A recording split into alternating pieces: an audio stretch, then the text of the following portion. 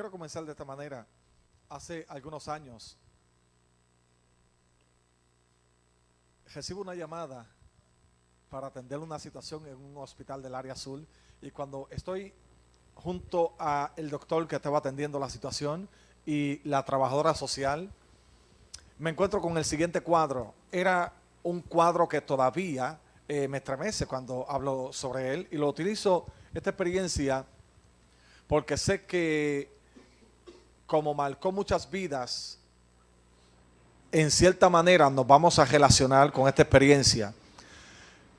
Se estaba esperando a un jovencito de aproximadamente 11 años y medio que venía a ver a su mamá, pero su mamá había fallecido recientemente. Hacía algunos minutos su mamá había fallecido. El cuadro era sumamente triste, una familia en un momento bien difícil, pero lo más triste es cómo darle la noticia de que esta joven madre había fallecido a este niño de aproximadamente 11 años y medio. Cuando aquel joven llega, sencillamente un joven con un carácter y un temple sumamente balanceado, llega, pero se percata de que algo no andaba bien y pregunta por su mamá. El médico aprovecha la ocasión y le explica lo que pasó con su mamá. Y allí estaba todo el grupo interdisciplinario para darle el apoyo a este niño. El niño, con una voz muy templada y con un carácter también balanceado, dijo: yo quiero ver a mi mamá. El médico le explica la condición en la que se encontraba su mamá. En ese momento todavía estaba en el cuarto de intensivo. El niño insistía en que quería ver a su mamá. El doctor allí se toma la decisión y pasamos donde está el cuerpo de su mamá. Recuerdo muy gráficamente cómo el médico quitaba aquella sábana blanca, le enrollaba poco a poco, se quedaba al descubierto la cabeza, el cuello, hasta casi la mitad del cuerpo.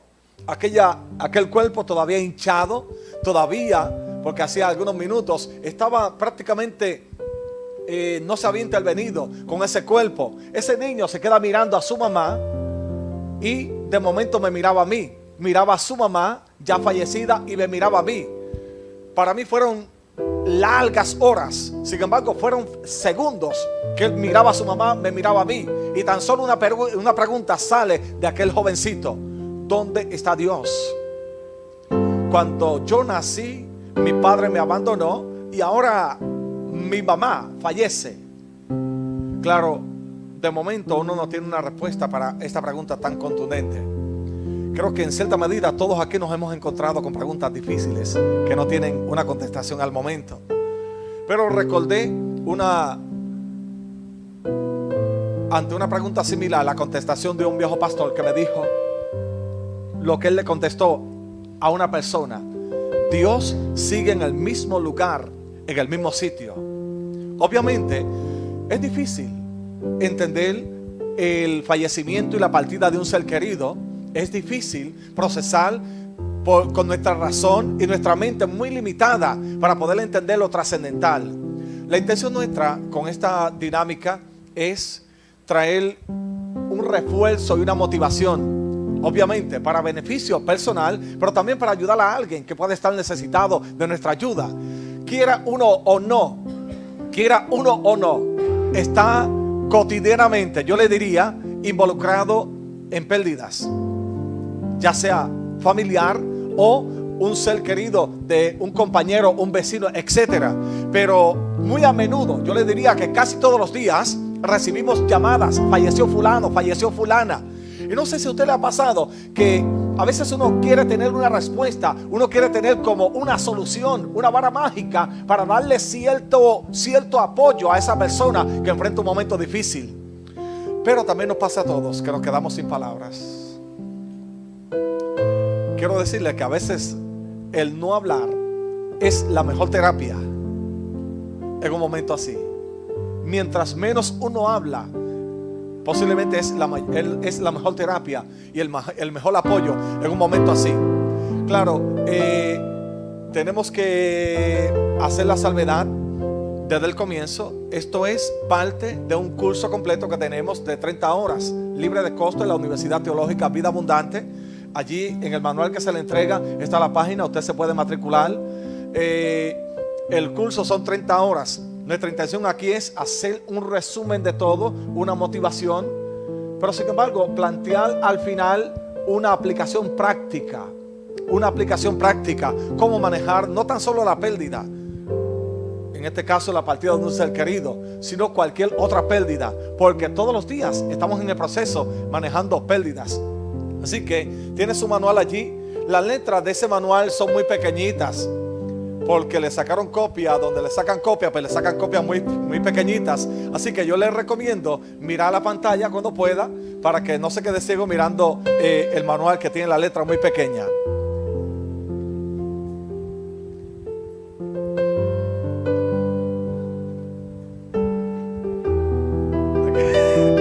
Tú manejas ese, yo manejo este. Hay que ser científico, ¿sabes? Porque estamos manejando dos sistemas a la vez. Ok.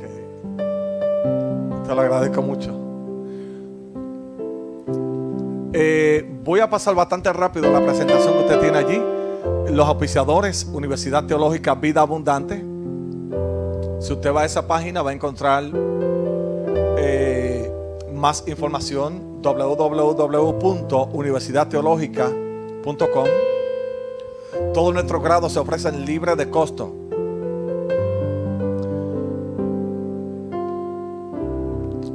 También el curso individualizado de creación de páginas web. Allí está toda la información. Si a usted le interesa o sabe de alguien que le interese conocerlo un poco más acerca de las páginas web.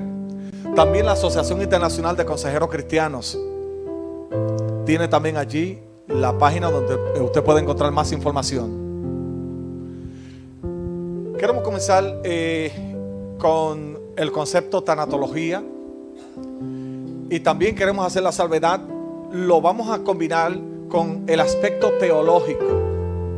Tanatología es un término muy amplio, y claro, en el tiempo que vamos a estar aquí no vamos a poder cubrir todo lo que es el concepto. Pero mayormente queremos enfatizar el aspecto teológico dentro del concepto tanatología. Como usted está viendo, es la ciencia de la muerte. Y si usted mira, quise casi a propósito poner allí al final en el fondo, un cementerio. Usted sabe que cuando uno pasa por un cementerio, le causa a uno como algo, una sensación un poquito aterradora. Inclusive, si usted pasa por un cementerio después de las 7 de la noche, uno como que percibe algo extraño. Claro, todo es el funcionamiento desde acá adentro en nuestra mente, pero lo vemos como algo aterrador, porque nuestro contexto cultural así es, así nos lo ha enseñado y así nosotros lo hemos aprendido. Hemos aprendido a ver la muerte como algo aterrador. Sin embargo, vamos a ver que la muerte es un proceso natural. Y claro, si yo le pregunto a ustedes, bueno, entendiendo que la muerte es un proceso natural, ¿cuántos quieren que lo veremos mañana? Pues sería una locura que alguien levante la mano. Pero sin embargo, es una realidad. Hoy estamos todos aquí y mañana hay la probabilidad de que estemos en un velorio despidiendo a alguien de ustedes. Eso es algo cierto. Claro, nadie quiere que sea él, porque yo voy a durar 102 años, téngalo por seguro.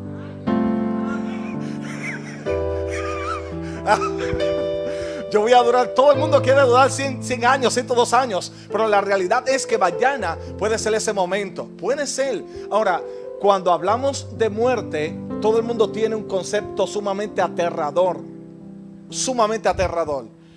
Queremos ir pasando rápidamente y voy a traer los temas: tanatología, estudio de la muerte, aspectos tanatológicos. La segunda parte, impacto de la noticia de una enfermedad terminal, desde la primera reacción, enfrentando la enfermedad terminal, decisiones que hay que tomar. La muerte es parte de la vida. Ok, acá se lee mejor. La espiritualidad del enfermo terminal, el rol del que cuida al enfermo terminal, manejando la ayuda para el enfermo terminal, el apoyo mutuo preparándose para la muerte, espiritualidad compartida, vida después de la muerte, el duelo y su expresión, la espiritualidad, el camino diario a la renovación, palabras de consejo para personas que cuidan a un enfermo terminal.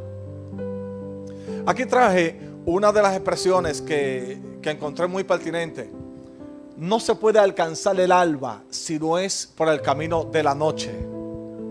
Claro, eso es muy profundo, solamente lo planteo para que usted lo analice y lo tiene allí. No se puede alcanzar el alba si no es por el camino de la noche. Tanatología, vamos a la primera parte, estudio de la muerte. ¿Qué es tanatología? Viene del vocablo griego thanatos. El concepto se divide, ¿verdad? Muerte y logos. Así que, aunque se ha ido desarrollando y ha tenido sus ramificaciones muy amplias y su interpretación en diferentes países, pero el concepto sigue siendo un concepto general, thanatos. Desde 1901 fue acuñado el término, y me excusan porque estoy pasando rápido esto, quiero llegar a un punto. Aunque sus inicios, miren, tienen un inicio que muchas veces puede chocar con nuestra percepción teológica en el desarrollo de la expresión cultural del concepto tanatología, se ha alineado a lo que es nuestra expresión teológica. Por lo tanto, no todo lo que tiene un origen que choca teológicamente lo percibimos hoy en día como que choca, porque se puede alinear muy bien. Mucha gente me llamó, inclusive muchos de pastores, ministros y de diferentes expresiones de fe, y me preguntaban, ¿por qué tanatología? ¿Por qué no habla solamente el arte del buen morir? Porque entienden que tanatología, o perciben que tanatología es un concepto casi herético, o sea, casi prácticamente fuera del marco teológico. Sin embargo, hay una forma donde convergen la tanatología con la teología que nosotros proclamamos. Así que en nada, aunque el comienzo como tal y la definición tiene un origen que puede chocar con nuestra percepción teológica, se ha alineado muy bien. Así que como definición hoy, tanatología es la ciencia de la muerte y sus manifestaciones. Claro, el asunto es que muy pocas culturas preparan a las personas para ese proceso. Muy pocas culturas preparan a la gente para ese momento. Usted sabe que normalmente cuando un niño nace, ya tiene su camita, ya tiene su cunita, inclusive ya tiene juguetes adelantados. Hay niños que nacen y ya tienen juguetes adelantados por 5 años. Porque queda embarazada, tiene un mes, 2 meses, 3 meses, 4 meses, 9 meses. Ya tiene la cuna, el cuarto se preparó si no estaba el cuarto hecho. Se hizo muchas cosas se hicieron. Los tíos, el abuelo y todo el mundo. Hermanos, una fiesta. Se prepararon para ese evento. Pero parece ser para mucha gente una locura prepararse para el evento de la muerte. ¿Por qué? Porque como es impredecible, casi alguien lo puede ver casi como psiquiátrico, pensar, ¿cómo yo voy a pensar que me voy a morir mañana? Eso es algo patológico, no. Sin embargo, es una realidad. Es una realidad de que en un momento vamos a llegar allí. Pero nuestra cultura no nos prepara para eso. Por lo tanto, cuando llega el evento, nos toma por sorpresa. Tan y tan contundente que mucha gente no se supera cuando muere un ser querido, porque nos toma por sorpresa. Aunque podemos estar preparándonos para ese evento, por ejemplo, un enfermo terminal puede estar 1, 2, 3, 4 años. Sin embargo, sigue chocándonos, nos sigue golpeando el corazón, nos sigue haciendo heridas. ¿Cómo manejar esa situación? ¿Cómo manejar ese evento? Claro, también hay que señalar que nadie está 100% preparado para ese momento. Y que no hay teología, psicología, antropología, sociología y todas las guías que podamos encontrar que nos pueda enviar un librito y estudiate esto y está preparado. En el momento de la verdad, el dolor es dolor. Y déjenme decirle, adelantándome a un punto, el dolor es parte del proceso.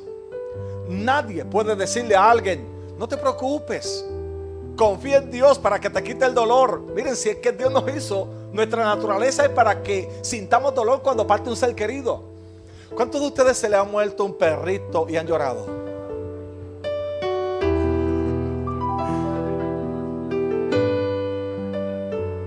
Sí, wow. Y son golpes. Son golpes. Y miren, ¿a cuántos se le ha ido volando, ha perdido, se le ha muerto, no sé, un cocotiel, una cotorra? ¡Qué dolor! Unos pececitos. Y a lo mejor el vecino dice, pero mira qué tontería. El esposo dice, qué tontería, llorando porque se le murió el perrito. ¿Cuánto quiere? Yo te consigo 18 si quiere mañana. Pero es que esa no es la idea. Es que había algo especial con ese perrito, con ese pececito, algo especial. Ahora imagínense un ser querido. Claro, nosotros no podemos pretender pasar ese evento sin dolor. La idea de esta dinámica no es esa, que uno pase ese evento sin dolor. O sea, no hay vara mágica, nadie sale inventado, estimados hermanos. Es todo lo contrario. El que pretende pasar un momento así, sin dolor, sencillamente se está encerrando en una burbuja, y cuando esa burbuja explote, ahí es que vamos a ver la diferencia. Lo mejor es uno entender que duele, eso duele. Y uno tal vez como pastor, como líder, uno quisiera tener las herramientas para disminuir, quitar ese dolor. Y uno ora por la gente, etcétera. Pero el dolor está. No hay intervención psiquiátrica, ni psicológica, ni pastoral que quite el dolor. Ese dolor hay que pasarlo. Claro, entonces uno piensa, oye, pero eso es algo medio... seremos nosotros, no sé, nos gusta el sufrimiento, nos gusta el dolor. Déjame decirle, no, es que es parte del proceso. Si usted y yo lo entendemos, nos preparamos para ese proceso, y esa es parte de nuestra dinámica. Así que tanatología es la ciencia de la muerte y sus manifestaciones. Esa es una de las últimas definiciones. La ciencia de la muerte y del morir. Se basa en el principio de cuidar más allá de curar. Y se menciona el término paliativo, que en definición básica no tiene la intención de curar, sino de sobrellevar y dar calidad de vida en ese proceso. Por ejemplo, los pacientes que están en hospicio, parte de los programas de hospicio tienen como filosofía no darle un tratamiento buscando curar, sino calidad de vida, disminuir el dolor en lo que papá Dios tomó una decisión. Por eso que muchas veces hay confusión, porque los familiares no entienden el concepto hospicio y quieren que le dé un medicamento para que se levante, etcétera. Así como cuando llaman al pastor para que ore por su papá que tiene 95 años y lleva 3 años en cama, que Dios lo levante porque tiene que seguir haciendo jardines, etcétera. Pues sería ¿verdad?, la misma crueldad. Así que amén. Así que tanatología tiene que ver, estimados hermanos, con esos procesos y cuidados paliativos que no tienen la intención de que recupere, sino calidad de vida en el proceso. También ayudar a que se preparen para la muerte, que logren, si es posible, un aprendizaje de esta experiencia trascendente, tanto la familia como el paciente y todos los concernidos, para que se reconcilien con la vida. Se ocupa tanto de la familia, de la reconstrucción necesaria de la familia ante el espacio que deja ese ser querido. Créanme, hay una silla, hay un espacio en el corazón de cada uno de nosotros que deja un ser querido cuando parte. Hay un espacio. Y claro, nada va a sustituir ese espacio, pero sí se puede manejar la vida de tal forma que se siga caminando y se siga luchando en la vida. Porque el espacio, el hueco, siempre va a estar allí en el sentido de que esos recuerdos, esas enseñanzas, esos momentos que comimos juntos, hablamos, esos consejos, Eso va a estar allí. Uno no puede, o sea, no hay forma de quitarse uno ese programa y decir, me olvido de eso y ya, está allí. Pero sin embargo es cómo reconstruir para que ese espacio sea menos doloroso. Ahora, también queremos definir el concepto muerte, y ya aquí entrando más bien desde el punto de vista teológico. El concepto muerte viene del vocablo hebreo, Mauet. Se encuentra 150 veces en el Antiguo Testamento. Así que 150 veces, imagínense ustedes lo importante que es. Regularmente se presenta como antónimo de lo que es el vocablo Yaiyem. Yaiyem es vida.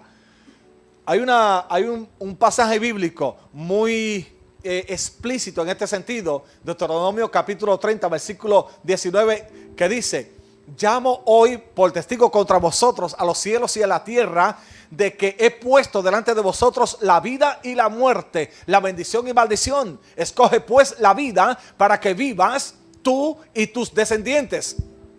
Así que Mauet es el término que se utiliza para muerte en el Antiguo Testamento. Y en términos básicos es el final de la vida humana aquí en la tierra. Es el final de la vida humana aquí en la tierra. Y claro, tenemos que señalar este punto teológico, que es una dimensión de castigo por la desobediencia de nuestros ancestros Adán y Eva. ¿Se acuerdan ustedes cuando allí se le dijo: pero del árbol del conocimiento del bien y del mal no comerás, porque el día que comas de él ciertamente morirás? Ellos desobedecieron ese mandato de Dios y como consecuencia vino la muerte. Recuerden que estamos hablando desde el punto de vista teológico, bíblico. Claro, hay mucha cultura que lo ven de mil maneras, pero a nosotros nos interesa presentarlo desde el punto de vista bíblico, teológico, que es lo que creemos, lo que enseñamos y sabemos que funciona. Amén, hermanos. Por lo tanto, la muerte viene precisamente como una consecuencia de la desobediencia.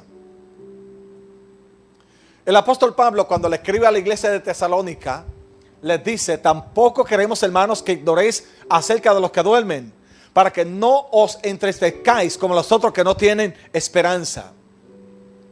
Ahora, yo quiero aprovechar los próximos 5 minutos, no más de eso. Usted busque su Biblia, por favor. Busque su Biblia si la tiene al alcance. Si no, yo lo tengo acá al frente, ¿verdad? Pero quiero hacer una dinámica. Yo sé que aquí hay muchas personas que van a razonar sobre lo que les voy a decir. Y queremos traerle esta dinámica para plantear el concepto cultural de la muerte, tanto dentro del seno eclesiástico como fuera. ¿Qué evidencia o ha escuchado usted hablar del ángel de la muerte? Ok. Sí, ok. Levante la mano los que han escuchado hablar. El ángel de la muerte, el término. Ok, ok. Ok. Bien. Ahora, búsquense, yo le puse aquí algunos textos bíblicos. Vamos a buscar la evidencia en la Biblia del ángel de la muerte. Esta evidencia que usted va a buscar tiene que ser contundente. Puedo usar los siguientes textos de referencia para que se haga más fácil y no nos tome aquí hasta las 12 de la noche, ¿verdad? Éxodo capítulo 12, versículo 12. Éxodo 12, 12. Pues yo pasaré aquella noche por la tierra de Egipto y heriré a todo primogénito en la tierra de Egipto, así de los hombres como de las bestias, y ejecutaré mis juicios en todos los dioses de Egipto, yo Jehová. ¿Cuántos se acuerdan de eso, hermano? ¿Se acuerdan de esa experiencia? Quiere decir que el pueblo hebreo estaba subyugado, esclavizado. La contraseña de Dios fue la siguiente: ustedes van a tener una marca. Donde no esté esa marca, vamos, allí yo voy a entrar y va a haber muerte, el primogénito va a morir. Ok. Hay otros textos. Éxodo 12, 23. Porque Jehová pasará hiriendo a los egipcios Y cuando vea la sangre en el dintel y en los dos postes, pasará Jehová aquella puerta y no dejará entrar al heridor en vuestra casa para herir. Aconteció que a la medianoche Jehová hirió a todo primogénito en la tierra, etc. ¿Por qué le planteo esto? ¿Ok? ¿Por qué yo quiero plantearles esto? Yo le dije 5 minutos, nos tomó 1 y medio. Porque yo le presenté los textos aquí, no tiene que buscarlo. ¿Cuál es mi intención? Mucha gente piensa ángel de la muerte porque inclusive se ha hablado muchas veces sobre el ángel de la muerte. Grandes personalidades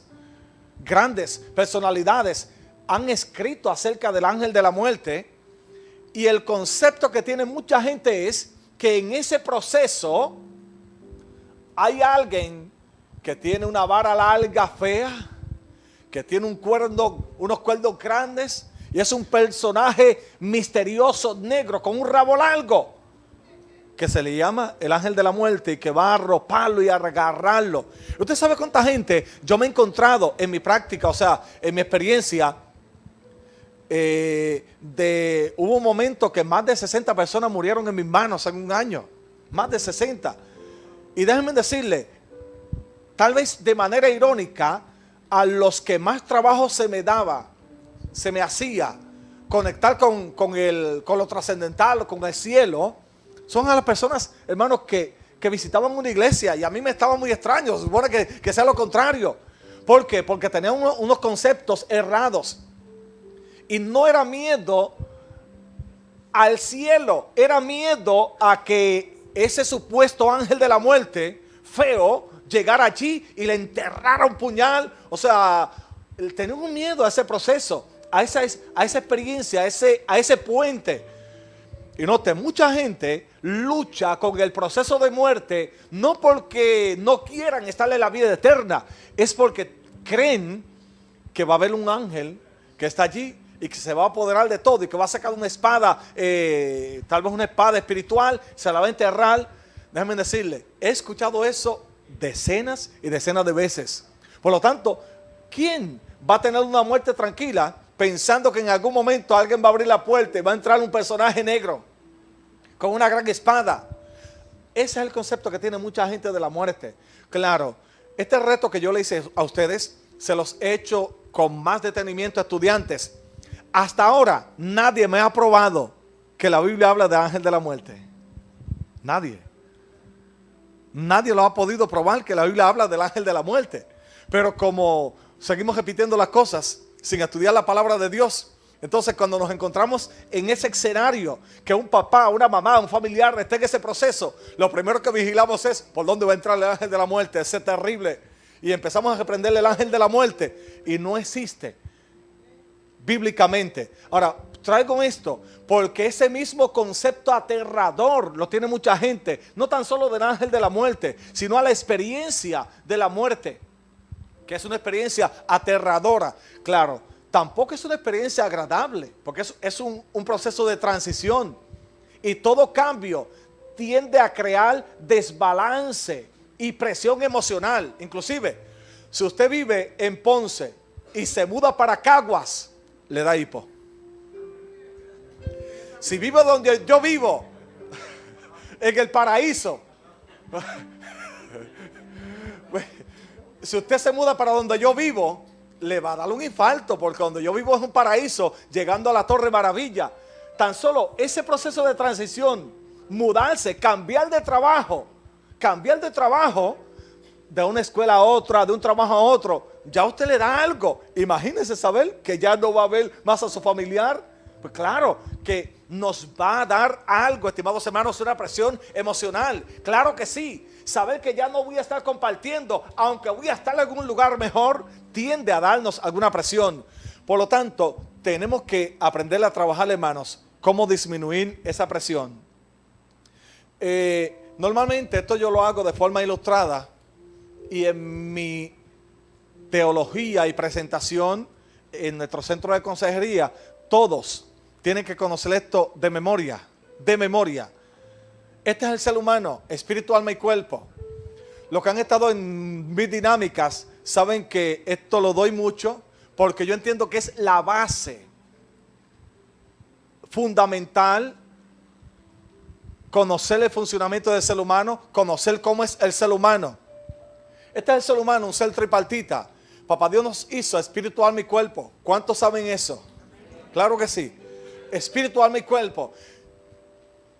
Hay algunos conceptos teológicos que hablan del concepto bipartita porque separan lo tangible de lo intangible.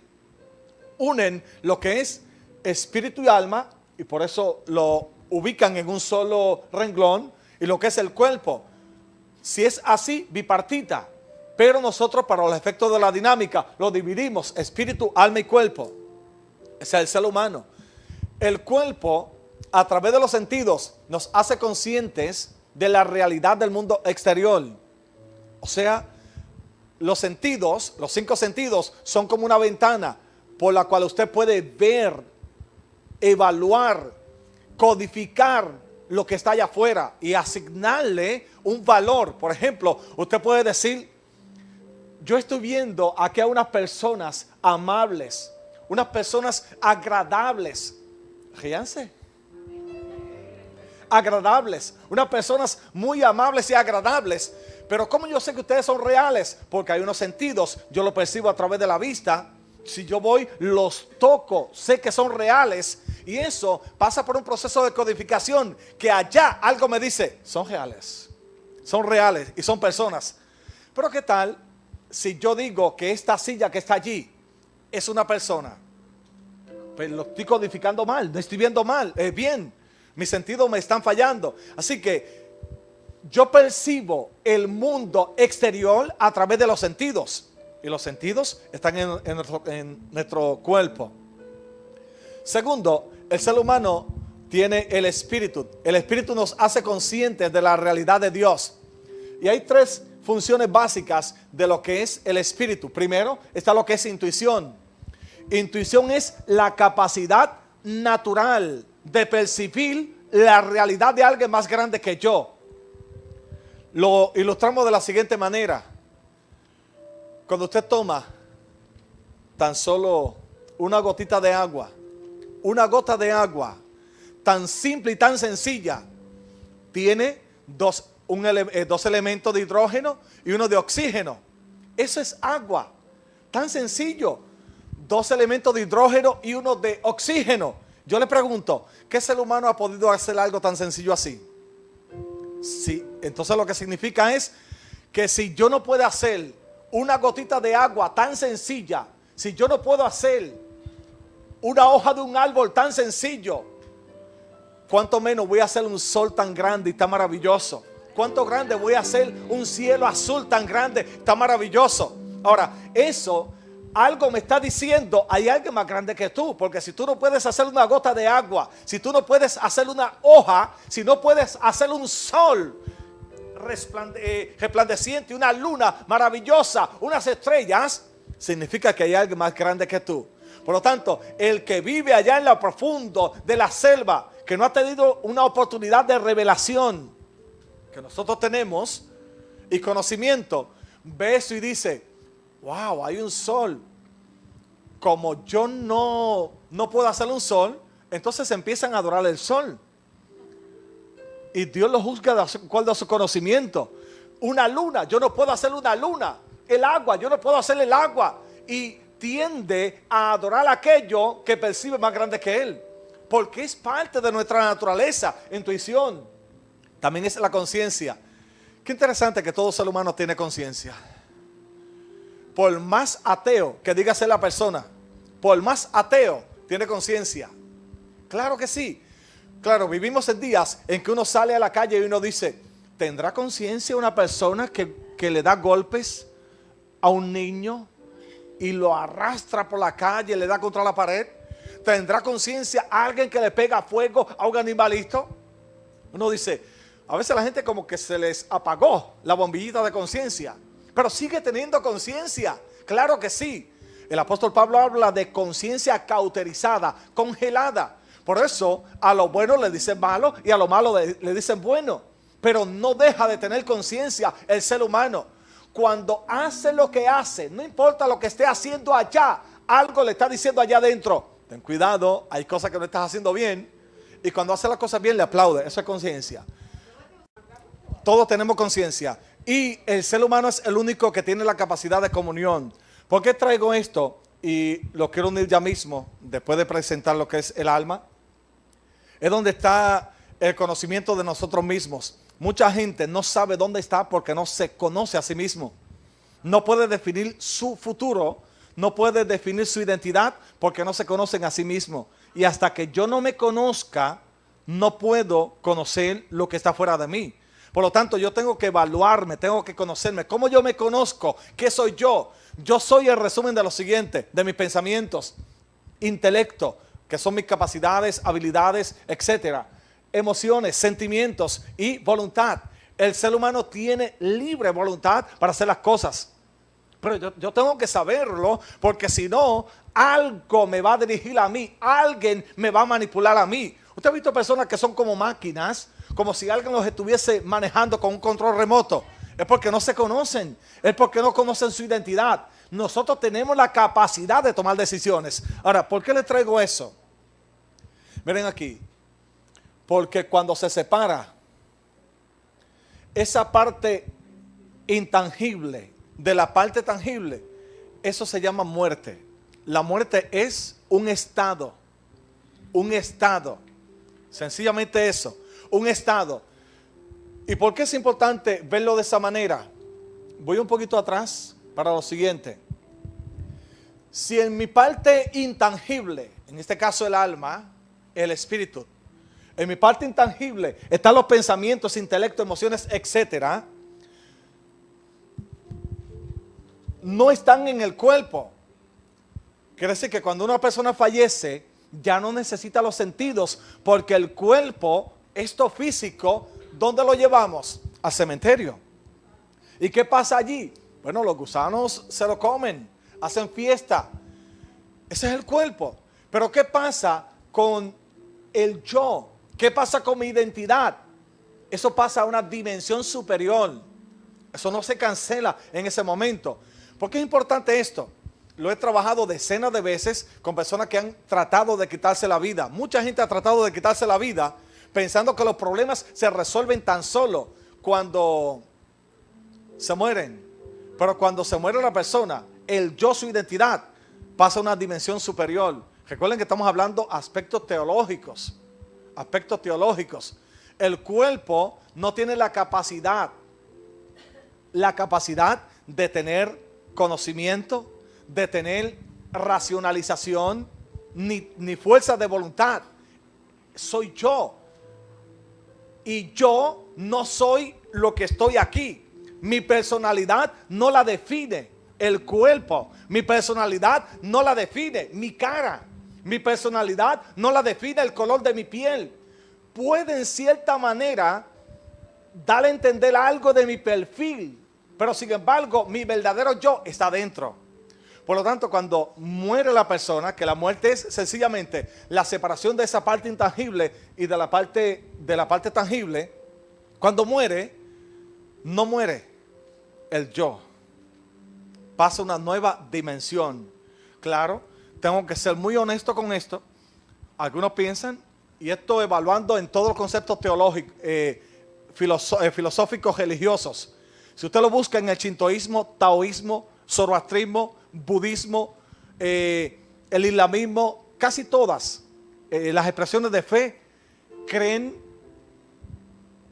en que hay vida más allá. Algunos creen en la reencarnación, etcétera. Otros creen en la aniquilación y que cuando la persona muere, ahí se quedó todo. Muy pocos piensan eso, pero el porciento más alto de todas estas expresiones de fe que le mencioné, taoísmo, shintoísmo, zoroastrismo, islamismo, etcétera, budismo, confucianismo, creen que hay algo más allá. Por eso que usted ve todas estas expresiones de fe que se preocupan no tan solo por el aquí y el ahora, sino por el más allá. Algunos creen en la reencarnación y uno respeta ese postulado teológico, lo respeta, pero de que hay una separación de la parte tangible y la parte intangible, casi todas las expresiones de fe lo creen. Por lo tanto, es importante, muy importante, uno saber manejar ese paso, lo que le llamamos muerte, que es un estado, ese punto. Quiero hacer un paréntesis aquí. A veces vemos personas que piensan que nunca van a morir, porque su posición económica, social, política, etcétera, piensan que pueden manejar inclusive el universo de tal modo que van a estar toda la eternidad aquí. Pero créame, no importa la posición religiosa, política, social, en algún momento ese estado llegará. En algún momento ese estado llegará. Y para evidenciarlo, lo más fácil, sencillo, vamos a mirarlo un poquito atrás. Piense cuando usted tenía 15 años. ¿Quién se acuerda cuando tenía 15 años? Levante la mano. Nosotros los más jovencitos se nos hace muy fácil recordar. Los que pasan de 50 se les hace más difícil. Pero mire, usted lleva a su mente cuando tenía 15 años. Trate de poner una foto frente a usted cuando tenía 15. Usted dice, wow, ese soy yo. Ese soy yo. Y mire lo que ha cambiado. Usted no puede evitar eso. Por más dinero que tenga, por más fuerza, por más influencia, poder económico, social, etcétera. Déjenme decirle, ustedes se ponen viejos todos los días.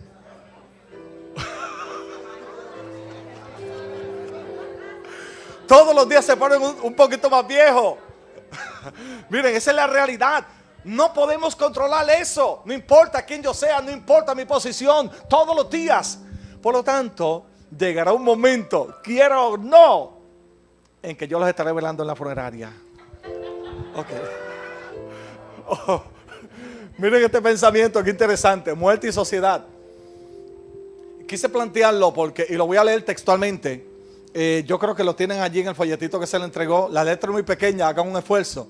Cuando una persona atraviesa el profundo dolor de la pérdida de algún amado, toda palabra es insuficiente para compartir con ella ese sentimiento. Solo le ofrecemos entonces un abrazo prolongado. La fuerza de nuestra mano es la suya, mientras permanecemos en silencio a su lado. En términos de intervención, se dice, en este caso como consejeros, que la mejor intervención muchas veces es estar presente. Y mientras menos palabras, mejor. No sé si le ha pasado que cuando va a un funeral, usted va planificando, ¿qué le diré? ¿Qué le diré? ¿Cómo voy a manejar esta situación? Nada. El hecho de que esté allí está diciendo mucho. Claro, hay que entender lo siguiente. En nuestra cultura, nuestra expresión cultural, normalmente decimos, te acompaño los sentimientos. Y es una expresión cultural. Claro, no podemos ser tan crueles que si alguien se nos acerca, y nosotros perdimos a nuestro papá, él es mi hermano, y fue un momento de dolor.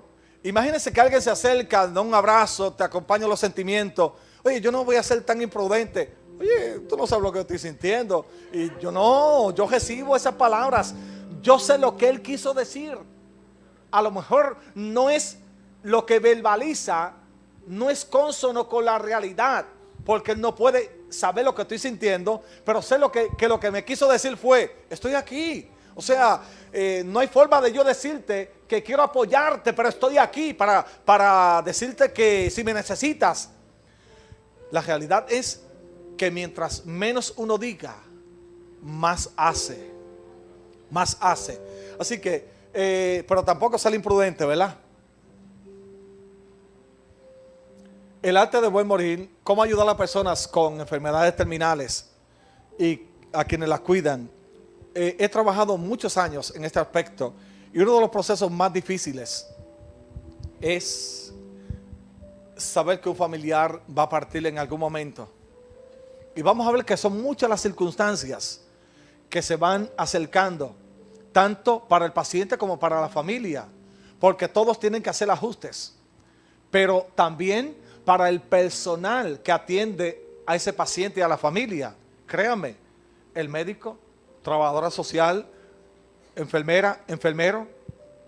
A veces pensamos que son por ser médico, enfermero, que son insensibles. Usted no ha visto un médico llorar, usted no ha visto una enfermera llorar.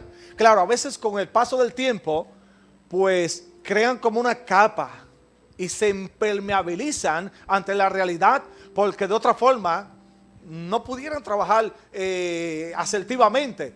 Pero sin embargo, tienen sentimientos. Imagínense ese médico viendo morir continuamente a alguien, esa enfermera viendo morir continuamente a alguien. Claro. Y por otro lado, imagínense los que trabajan en funerarias. O sea, uno piensa, yo no me la acerco a ese tipo es muy sensible. Pero sin embargo, tiene sentimientos. Así que la ayuda no es tan solo para el paciente y familia, es para todos los que de alguna manera son concernidos en el asunto. Miren ustedes esta ilustración, y sé que este cuadro le trae a su mente el recuerdo de tal vez algún familiar. La intención no es provocar, ¿verdad?, una convulsión, ¿verdad?, sentimental, sino que nos pongamos en la justa perspectiva. Todos en algún momento hemos vivido este cuadro, donde tenemos un familiar en un proceso muy difícil, ya sea el papá, el hijo, la hija, etcétera. Todos hemos vivido ese cuadro. Si no en lo personal, hemos vivido la experiencia de un buen amigo, una buena amiga, un familiar. Yo sé que aquí todos hemos visto a un paciente en etapa terminal, y qué duro es eso. Muy duro, muy duro. Por lo tanto, la disposición y disponibilidad para dar la mano en ese momento es indispensable. Hay cambios en las relaciones familiares y sociales. Se producen cambios en las relaciones interpersonales. Y miren qué interesante, porque esos procesos muchas veces unen la familia, pero si no se maneja adecuadamente, lo que hace es segmentar más la familia.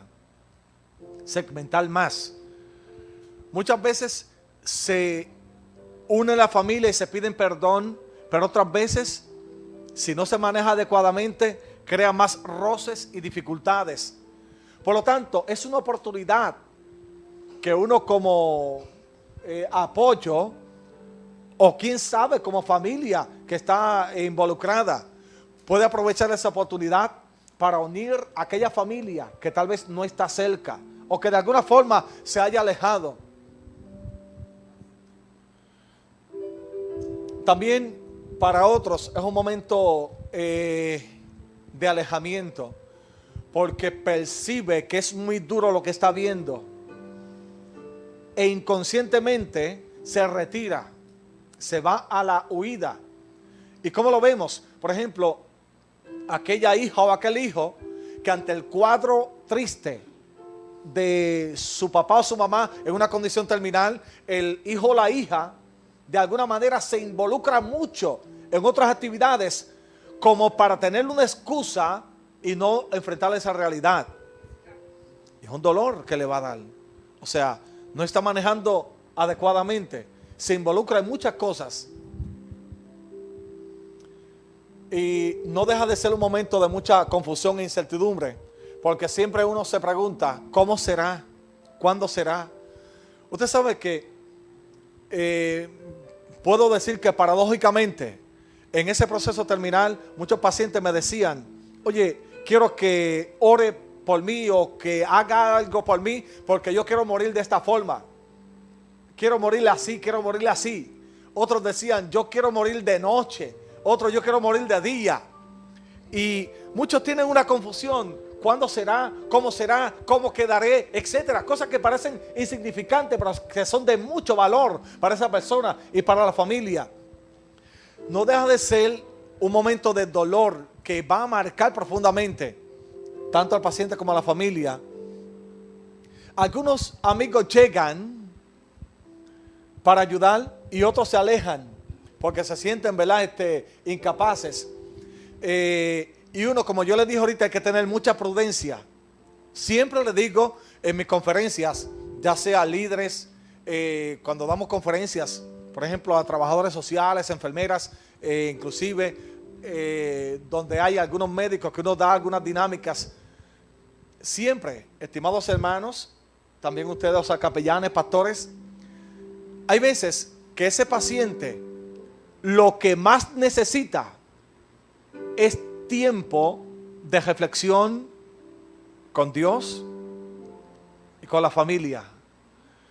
Por buena intención que tenga un amigo, un líder, un capellán, un pastor, un médico, una trabajadora social, por buena intención, hay veces que llegamos y el paciente dice: qué bueno que llegaste, pero quisiera estar solo. O sea, se lo dice para sí mismo. Me alegro que estés aquí. Y uno tiene que contemplar eso, observarlo con mucho cuidado. No vaya a ser que nuestra presencia, en vez de ser de apoyo, estemos sirviendo de malestar en ese momento. Por lo tanto, uno lo maneja con mucho cuidado, con mucha cautela. Por ejemplo, en un hospital se llena de 25 familiares. Y no está mal la visita, pero no hay forma de respirar en 25 familiares en el cuarto de un hospital. Recuerdo, hace mucho tiempo atrás. Y a lo mejor tiempo atrás estaba más o menos permitido. Se llevaba la guitarra, el güiro, y se llevaba de todo lo que se puede llevar para el cuarto del hospital, porque se entendía que era una forma de darle apoyo. Y créanme, cuando hay un proceso y cuando hay se está en esa etapa terminal en la casa, por ejemplo, a veces, mientras menos ruido, mientras más tranquilo, todo, mejor todavía. Mientras más solemne, mejor todavía. Porque acuérdense que hay unos dolores que está manejando ese paciente, hay unos medicamentos que están haciendo su función. Y el paciente muchas veces abre los ojos como quien dice: quiero que sepa que te estoy escuchando, bendito, pero estoy aquí. Estoy medio dormido. Hay cambios a nivel psicológico, emocional. Es un tiempo de miedo y de ansiedad. Miedo en el sentido de que, aunque teológicamente hay una base para hablar del más allá, nadie de manera categórica y evidente puede decir: hay un túnel, hay una luz, San Pedro está al otro lado, saca el libro y dice: ¿cómo tú te llamas?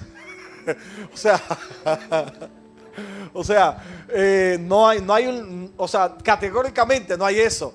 Recuerdo una de las experiencias que tuve, aquel joven caballero que estaba en ese proceso muy difícil, pero luego de reconciliarse con sí mismo, reconciliarse con su familia, con Papá Dios y con lo trascendental, este caballero joven, en el momento, ya en ese puente, yo estaba presente y él estaba muy consciente y él me iba narrando, tenía las manos así y me iba narrando todo lo que estaba viendo. Él me decía: yo veo un túnel, veo una luz al final, me falta el aire, y me iba narrando poco a poco, paso a paso, todo lo que él iba percibiendo. Y obviamente mi trabajo era conectarlo con el más allá. Lo iba llevando poco a poco, hasta que dio el último suspiro. Qué muerte tan tranquila tuvo ese señor, ese joven. Qué muerte tan alentadora. Pero de momento, imagínense que a mí se me hubiese ocurrido: oye, y ves a Pedro allá, y ves a,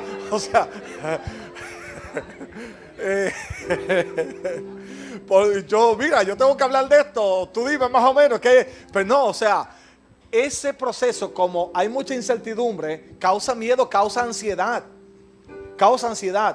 Miren, en estos días yo iba para la ciudad de Rochester, y el avión de Newark a Rochester a las 10 de la noche nos dijeron que se suspendía el viaje. Yo nunca había estado en Newark y yo dije: ¿y ahora quién podrá ayudarnos? Yo estaba con mi esposa y estaba con mi hija a las 10 de la noche. Claro, no entré en ese miedo pero me dio ansiedad, porque dije: bueno, nos dormimos ahí, hacemos algo, pero que gente más insensible, ¿y por qué no me lo dijeron temprano? Y muchas cosas me pasaron por la mente. Claro, todo se resolvió y tranquilo. Es eso, un detalle tan simple, y nos crea ansiedad y miedo. Imagínense, uno sabe que va a estar al otro lado y que ya no va a ver la familia que uno ama, que ya no va a compartir con el esposo o la esposa, el papá, la mamá. Eso tiene mucha presión emocional. También la misma demanda de lo que es la enfermedad, el proceso, las terapias, tratamiento, medicamentos, etcétera, etcétera. Todo eso crea mucha tensión. Cambios en los roles que suele llevar la familia, como nuestra cultura no nos prepara para ese evento, el proceso de etapa terminal de un paciente, como no nos prepara nuestra cultura, pues tiene que haber cambios. ¿Qué sucede? Nosotros nos ponemos en la mente una agenda, trabajamos 6 días a la semana, 10 horas, etcétera. Estamos muy cargados. Cuando nos dicen, hay un momento difícil, tu papá tiene un cáncer terminal y la familia tiene que hacer ajustes para cuidar al papá y a la mamá, lo primero que alguien se pregunta es, ¿y de dónde yo voy a sacar tiempo? ¿De dónde yo voy a sacar tiempo? Hay cambios. Por lo tanto, la familia tiene que ajustar su calendario. No podemos decirle al paciente, mira, por favor, espera 10 años más que yo haga esto y haga esto. No, hay que hacer cambios en ese momento. Yo quiero un fuerte aplauso para una persona especial y es mi hermano Eri. Y lo reconozco públicamente porque cuando mi papá en el proceso terminal, Eri y Yamín también, los nenes allí, Yamín la esposa, los nenes, un fuerte aplauso para ellos también. Miren, quien estuvo todo el tiempo, allí, fue mi hermano Eri. Y claro, yo veía a Eri y cuando teníamos que cambiar a papi, bañar a papi y todo eso, Eri era un profesional. O sea, Eri aprendió tan rápido y Eri movía a papi. Y déjenme decirle, yo lo aprendí en la universidad, pero en la práctica, mi hermano, tiene una cátedra y él puede dar clase. Él lo hizo allí, hermanos, hacía todo. Por lo tanto, en la familia hay que hacer ajustes. ¿Qué pasa? Que siempre en esos procesos hay quienes se excusan y la carga cae sobre otros. Entonces, vamos ahorita a manejar cómo trabajar con eso, porque si no, se crean unos roces, unas dificultades. Por lo tanto, si no se logra cuadrar la ecuación con todo el mundo, hay que seguir cuidando como quiera ese paciente. Hay que conectarlo con el más allá de forma tranquila, como quiera que sea. También hay cambios en los recursos financieros. Y esto crea mucha polémica también. ¿Por qué? Porque hay que hacer ajustes. Déjenme decirle, un funeral, ¿cuánto cuesta hoy en día? Cuesta mucho. Y la pregunta es, ¿quién lo va a pagar? ¿Quién va a cubrir esos gastos? ¿Quién lo va a pagar? A veces pensamos, cuando llegue el momento hablamos de eso. ¿Sabes? A veces muchas personas le da miedo ir a una funeraria, hacer el proceso, ver la caja, escoger el arreglo funeral. Y uno dice, cuando sea el momento, déjenme decirle, si uno puede hacer esos pasos con anticipación, usted se está quitando 25 libras que le pueden caer de sopetón después. Es mejor cargar bloque a bloque, uno a uno, y no 25 a la vez en el momento de la verdad. Aunque el familiar, el ser querido, parta hacia la eternidad, usted va a decir, bueno, partió, Señor, gracias, pero yo no tengo que correr a hacer nada, ya está todo hecho. Oye, usted respira. Pero imagínense que por encima, aún que se le añada el dolor, ver esa partida, usted tener que correr a la funeraria, tener que correr al cementerio, eso es golpe sobre golpe. Por lo tanto, yo les recomiendo a todo el mundo, hagan ajustes, hay muchas formas de hacerlo. En algún momento va a llegar, por lo tanto, hagan ajustes a tiempo. También hay cambios en el área espiritual.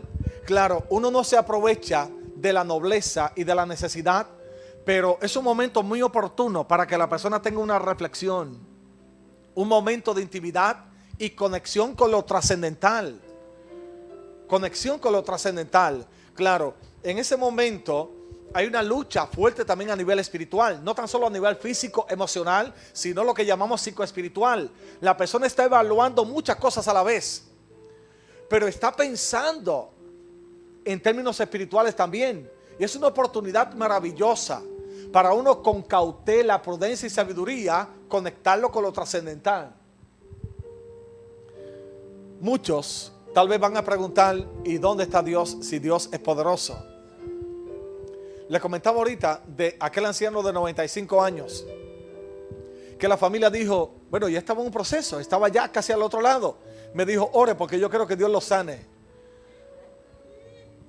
El asunto es que me hacían entender que si yo oraba y Dios no lo sanaba, yo no tenía fe. O sea, pero sin embargo la fe no es yo hacer que Dios haga lo que yo quiero. La fe es yo aceptar lo que Dios entiende que es correcto. Eso es la fe.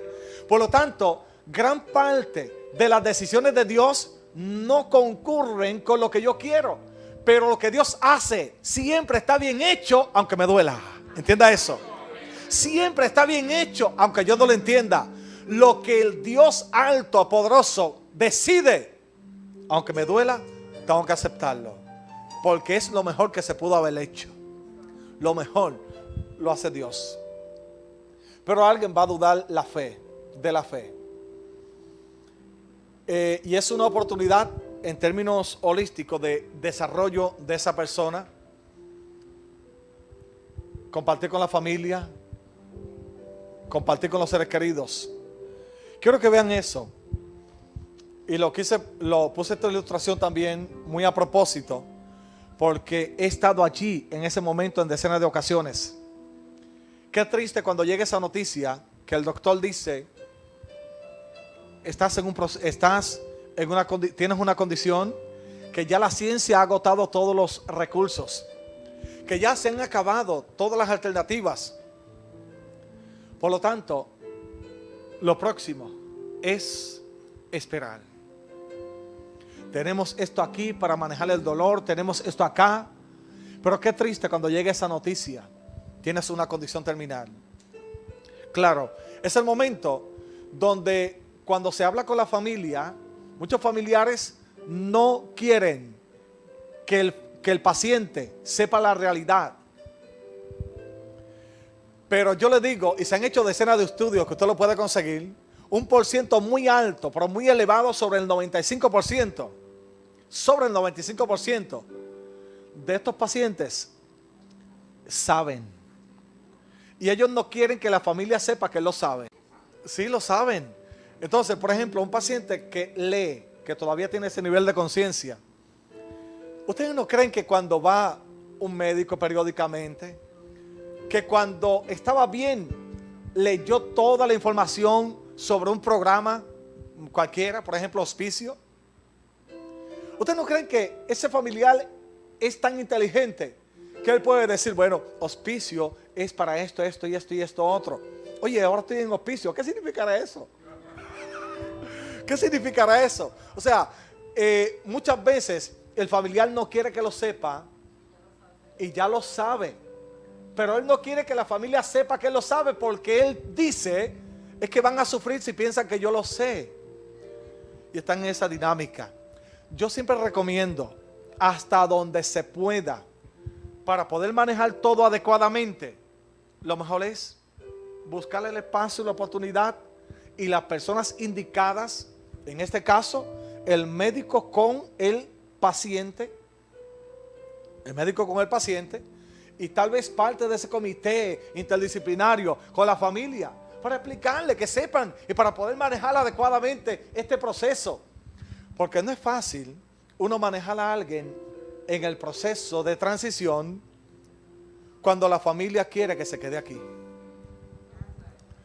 Cuando la familia quiere que se quede aquí, uno está buscando la manera de conectarlo con el más allá, y la familia quiere que se quede aquí. Por lo tanto, cuando llegue esa noticia, aunque es dura, muy dura, hay que manejarla con mucha prudencia y con mucha sabiduría. Vienen muchas reacciones que las hemos mencionado. Miedo ante la pérdida de control, o sea, autoimagen cambiada, Recuerdo muy claro, aquella señora que era una modelo realmente, esta señora, y en el proceso la fuimos viendo semana tras semana, estos cambios. Ella se miraba en el espejo, había que pintarle el pelo, y no está mal, pero el miedo de ella era que al momento de morir quedara en su condición, o sea, su condición normalmente la hacía rebajar y se iba deteriorando, y ella no quería que en la caja allí la gente la viera así, que los familiares la vieran en ese proceso desgastándose. Ese es el miedo de mucha gente, pero hay que trabajar con eso.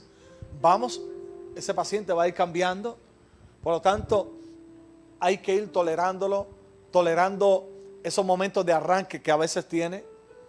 Miedo a la dependencia. Usted se imagina una persona que todo el tiempo se ha cambiado solo, que todo el tiempo se ha aseado solo, y que ahora en una cama el hijo o la hija tiene que asearlo, o una enfermera, etcétera. Por lo tanto, esa dependencia causa mucha presión emocional también, y hay que entenderle a ese paciente. Miedo al estigma. Usted sabe que a veces somos crueles. Y a veces en la sala está la familia y todo el mundo hablando, y creemos que el paciente en el cuarto no está escuchando. Y allá están diciendo, bendito, ¿tú viste cómo se le puso la nariz? Bendito. Y traigo eso, ¿verdad? Para que ustedes me entiendan. Y bendito. Entonces le vamos poniendo un sello. Y el otro vecino dice, el que se está muriendo es tal. Cuando vayan allí, vayan así. Bueno, y casi misterioso el asunto. Pero sin embargo, ese paciente si está consciente, está procesando todo esto. Yo le diría que gran parte de las veces necesita más fuerza y terapia para enfrentar las imprudencias que para enfrentar el mismo proceso de muerte, ¿verdad? Miedo al abandono. O sea, los hijos tienen sus compromisos, pero créanme, en ese momento quisiera que estuviesen todos allí. No importa dónde estén. El otro familiar, y tiene la sensación, ¿qué pasará si todo el mundo se va y me deja? ¿Cómo yo voy a manejar esta situación? Miedo a expresar la ira. Y esto se ve muy a menudo. Conocí a una persona, inclusive era laico en una iglesia, y en un momento dado le dio un arranque de ira que dijo 10 cosas bien feas. Y la esposa y todo el mundo se sorprendió, pero ven acá. Y yo, pero es que ustedes lo están hostigando, ya llevan semanas hostigándolo. O sea, con calma, manéjenlo con calma. Y toleren esos momentos de rabieta que le dan. Porque el que tiene el dolor es él. El que tiene el cansancio es él. De vez en cuando usted sale y camina por el parque, etcétera. Pero él está consciente. El que tiene el dolor y el que sabe del proceso es él. Hay que entenderlo. Miedo a ser aislado, miedo también ante la muerte. Lo que una enfermedad terminal no puede hacer. Este diagrama usted lo tiene allí. Primero, la enfermedad no puede quebrar la esperanza. La enfermedad no puede corroer la fe. La enfermedad no puede terminar con la amistad. La enfermedad no puede suprimir los recuerdos. La enfermedad no puede acallar el coraje. La enfermedad no puede invadir el alma. La enfermedad no puede robarle la vida eterna. La enfermedad no puede conquistarle el espíritu, y la enfermedad no puede destruirle el amor. La muerte, como parte de la vida, de forma natural, todos sabemos que esos procesos no son fáciles. No son fáciles. Son procesos difíciles.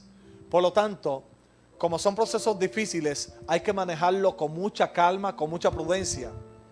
Cuando estamos manejando un paciente, pero también cuando estamos nosotros, cuando nos toque ese proceso.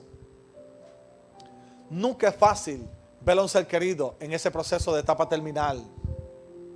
Y tenemos que darle la mano para que enfrente ese miedo. Mira la parte final. El paciente necesita permiso para morir. Esta expresión tiende a ser un poco chocante, bien chocante. Pero a veces nos aferramos. Ahorita mencioné y definí lo que es el concepto de fe. Pero a veces nos aferramos. Cuando estamos aferrados, estamos demostrando inconscientemente que hay una necesidad en mí, no en el paciente, en mí. Por lo tanto, soy yo el que necesito buscar ayuda. Soy yo el que necesito canalizar esos sentimientos, esas emociones. Porque muchas veces nos pegamos allí todo el tiempo a la cama. ¿Cuántas veces hemos encontrado familiares que llevan horas pegados allí a la cama? No quiere salir a nada, no quiere tomar agua, no quiere ingerir ningún alimento, hacer nada. Sencillamente porque no quiere apartarse de ese familiar, no quiere salirse de allí. Déjenme decirle, a veces es más el daño que hacemos que el bien. Por lo tanto, la ayuda la necesitamos nosotros cuando estamos en esa situación. Mucha ayuda. ¿Por qué? Porque posiblemente, inconscientemente, estemos procesando un sentido de culpabilidad. Un sentido de culpabilidad por algo que debimos haber hecho y no hicimos. O por algo que pensamos que debemos hacer y no lo podemos hacer. Por lo tanto, hay que trabajar con esa persona. Hay que trabajar con ella. El paciente necesita ese permiso. Cuando se habla de permiso, el beneficio mayor es para el que lo expresa. No es para el paciente, es para uno. El paciente va en su proceso muy normal. Se lo voy a explicar de esta manera. ¿Cuántas veces he sido de apoyo para llevar a una familia, a varios familiares, donde alguien que está en ese proceso, que ha querido decirle algo? Sencillamente, uno le ayuda con las palabras y tiene que sacar fuerza para decirle: oye papi, sé que pronto estarás en la eternidad, sé que ya no vas a estar con nosotros, pero tranquilo, cuando llegue ese momento, nosotros vamos a estar bien. Nosotros nos vamos a seguir amando. Nosotros vamos a manejar todas las situaciones. Vamos a cuidar al perrito, vamos a cuidar al nieto, vamos a cuidar al otro. O sea, eso es un proceso de dar permiso. Pero la terapia mayor es para uno que esté expresando eso. Es para uno. Pero hay que hacerlo porque nos aferramos y lo que estamos inyectando y proyectando al paciente es: si te vas, me muero. Si te vas, me muero. Y hay una conexión. Hay una conexión a nivel psicoespiritual que el paciente está percibiendo eso y tiene una batalla. No porque tenga miedo a lo trascendental, sino ese paciente, ese familiar que no quiere despegarse, que no quiere romper, que no quiere dar permiso. Por lo tanto, hay que hacerlo y buscarle el espacio para ese proceso de dar permiso. Ya en esa etapa como tal, ya en ese estado donde el paciente hay intranquilidad, cambios en su nivel de conciencia, dolor, necesidad de líquidos, menos orina y heces fecales, cambios en la temperatura, respiración, a nivel sensorial, etcétera. Vamos notando esos cambios y vamos viendo, por así decirlo, cómo esa luz se va apagando. Cómo esa luz se va apagando. Es un momento muy importante y yo les diría en términos de consejería, o sea, es un ambiente muy solemne. Ese espacio muy solemne. Toda interrupción puede ser imprudente en ese momento. Yo les diría, más que solemne, es un momento espiritual, un momento especial. Lo hemos vivido decenas de veces. Siempre que tengo esa oportunidad, yo me conecto profundamente, porque sé que hay una transición y que ese paciente está conectándose con el más allá y que yo le estoy dando un apoyo. Por lo tanto, no puede ser interrumpido por nada. Ese espacio tiene que ser, hay que respetar ese momento. Respetar ese momento. Claro que hay lágrimas, claro que hay gritos, claro que hay desesperación, pero mientras uno logre manejar la situación con más calma, es más saludable para el paciente. Entonces, ya cuando se da ese evento hablamos de lo que es duelo. El duelo no tan solo es ¿verdad?, para el proceso de muerte, esas tareas que se dan ante el duelo, es para cualquier pérdida. Por ejemplo, hay un divorcio, hay que hacerle un duelo. Hay pérdida de un perrito, hay que hacerle un duelo, etcétera. Pero en este caso, ante la partida de un ser querido.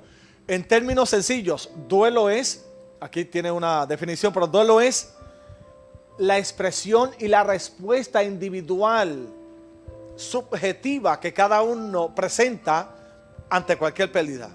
Por lo tanto, si es individual, si es personal, no todo el mundo reacciona de la misma manera. Por lo tanto, ahí está el familiar, acaba de partir. Mientras unos lloran, el otro hijo está tomando café. Y el que ve desde acá dice, pero qué cruel, mira, en vez de estar llorando todo el mundo, aquí está tomando café. Pero es que todos no procesamos de la misma manera, diferentes. Aquel tuvo su oportunidad de llorar. Siempre, en ese momento, hay alguien en la familia sumamente fortalecido. Y es el que llama a la funeraria, y es el que hace todas las gestiones, y es el que atiende a la familia, atiende al otro, empieza a llamar bien fortalecido cuando llega ese momento. A ese hay que vigilarlo. Porque a los 3 días es que va a explotar. Pero en ese momento su sistema de defensa emocional lo prepara para manejar la situación. Lo preparó a él. Entonces uno lo ve desde acá y uno dice, pero mira cómo está manejando el duelo. Eso es para estar arrastrado en el piso, dando vueltas porque murió el papá, la mamá. Y hay 2 o 3 llorando y él está o ella está atendiendo a todo, haciendo todo. Es el que carga el cadáver, es el que lo lleva al cementerio, hace todo. Pero cuando pasan 3 días de haber pasado del entierro, allí hay que atender a esa persona. Y eso es muy importante tomarlo en cuenta, ¿sabe? Esa persona no ha empezado el proceso como tal, esas tareas hacia el duelo, y hay que ayudarlo. Por lo tanto, es una respuesta individual, personal, subjetiva ante cualquier pérdida. Es importante aceptar la pérdida, sentir el dolor. Mencioné al principio que no hay terapia, no hay psicólogo, psiquiatra, no hay consejero, pastor que quite la realidad del dolor ante la partida de un ser querido. Lo mejor es entender que duele, entender que duele. Recuerdo en aquel momento que estaba atendiendo esta situación. Aquel caballero estaba en ese proceso de transición. Estaba la familia. Una hermana de él sale un momento a hacer una gestión de minutos. En ese lapso de tiempo fallece el caballero. De los que estaban allí, muchos lloraron. Pero uno de los amigos de los que estaban allí salió para recibir, esperar a esta hermana cuando llegara. O sea, era amigo, esperando a la hermana del fallecido. Y cuando llega, ella percibe que algo había pasado. Oye, porque ve el coche fúnebre frente a la casa. O sea, hay que saber que algo pasó. Se desploma, empieza a llorar. ¿Sabe que aquel caballero, con buena intención, le dijo, oye, todo estaba bien, pero no llores? Hasta que lloraste todo estaba bien, ponte fuerte, no es para llorar. Oye, y a mí me estremeció el corazón. ¿Cómo no va a llorar si se murió su hermano? ¿Cómo no va a llorar? ¿Cómo no va a llorar si se muere un familiar? Es el momento de llorar, es el momento de uno gritar. ¿Por qué no? Déjenme decirle, cohibir, coartar esa expresión, yo le diría que es casi como darle un golpe a la persona. Por lo tanto, en esos procesos la gente tiene que llorar porque duele. Hay que darle ese espacio. Aprender a vivir sin esa persona. Claro, el término pérdida muchas veces nos es chocante y decimos, no, yo no perdí nada. Claro, decimos que el cielo lo gana, qué bien, pero ya yo no voy a comer con esa persona. Ya yo no me voy a sentar con esa persona. En ese sentido es una pérdida. Por lo tanto, hay un espacio, como mencioné ahorita, un hueco. ¿Cómo yo voy a vivir sin esa persona? ¿Sabe que en esos procesos de adaptación suceden tantas cosas? ¿Cuánta gente me ha llamado y me ha dicho, oye, escuché que papi me habló, escuché que mi hermana me habló? Oye, y lo enterraste hace una semana, 2 semanas atrás. La reacción normal de alguien puede ser, muchacho, tú estás mal, tienes que ir para la iglesia o hacer algo, darte un despojo o algo, porque son cosas extrañas. ¿Sabes qué? es que la voz de esa persona está grabada aquí en nuestro inconsciente, subconsciente. Y estamos pensando tanto y tanto que escuchamos la voz de esa persona. La escuchamos. No es que está allá afuera, la escuchamos acá adentro, acá adentro. No es que esté loco, no es que esté psiquiátrico, es que ha pasado un momento difícil. Así que si escucha a la persona, no es que esté loco, es que hay que manejar poco a poco esa pérdida. Hay que aprender a vivir sin esa persona. ¿Cuántas veces usted ha conocido, para traerle una comparación, a un paciente que le han amputado un pie y a los 6 meses todavía tiene dolor en el dedo gordo del pie derecho que le amputaron? Y el familiar, a veces, ¿verdad? Eso es. Y uno desde acá le dice, algunos a veces somos crueles, como yo dije ahorita, pero no seas tonto, si el pie te lo amputaron hace, pero él está sintiendo el dolor, está aquí el dolor. Por lo tanto, la mejor manera es sobrellevarlo. Acuérdese que la percepción de él es su realidad. Esa es su realidad. Él está sintiendo el dolor, realmente sí. Y uno desde acá no puede ser cruel. Por lo tanto, hay que aprender a vivir sin esa persona. Recuperar el interés por la vida y por los vivos. Hay muchas cosas todavía que podemos hacer. Hay muchas cosas que todavía tenemos por delante. Si nos encerramos ante la partida de un ser querido y decimos, no, yo voy a estar aquí hasta que me muera, déjenme decirle, mi vida se va a detener por años y no podemos permitirlo. La vida sigue, el tiempo continúa y aún con dolor y en el proceso de adaptación, yo tengo que seguir. Créanme, nunca nos vamos a recuperar ante la partida de un ser querido, pero nada nos detiene en el proceso. Tenemos que seguir hacia adelante. Finalizar el duelo no es olvidar. Para cada persona puede significar cosas distintas. Y aquí yo lo voy a resumir de esta manera. Por ejemplo, una viuda pensaba que su esposo, que ya estaba allá arriba, le estaba mirando todo el tiempo. Y que estaba anotando en una libreta. Ah, fuiste a Kmart. Qué chévere, ¿eh? Y yo acá arriba.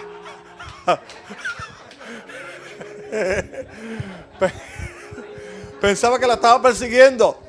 ¿Dónde fuiste? ¿A Cícero? Ah, no, al buffet de los chinos. Y yo acá. No, miren.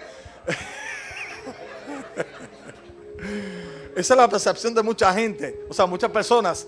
Claro, no tenía vida esa viuda porque pensaba que había un radar que la tenía así todo el tiempo y que ella tenía un GPS que la seguía.